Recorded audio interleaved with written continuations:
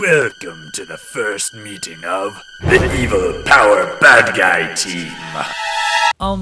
About our name. Yeah, it's stupid. Terminator, that's not productive. Use I feel statements. I feel you are stupid too. It's awfully redundant. It's too long. Who's going to remember it? What idiot came up with that? Our college intern, Doug, came up with it. He was a first-year marketing student. What do you mean, was? We actually agree with your assessment. The name is not impressive. He was taken out back and then promptly murdered. So why in the bloody hell are we keeping the name? Well, we paid a graphic designer for the logo and had 1,000 of these flyers printed up.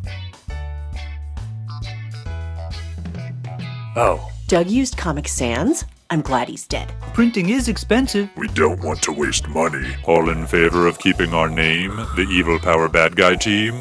Let's make the best of it. I suppose so. Evil Power Bad Guy Team! I killed Doug. Subscribe or be terminated. He just shot Dave! Our cameraman's down! Someone call 911! Oh, sorry about that. Maybe we can put his face back on.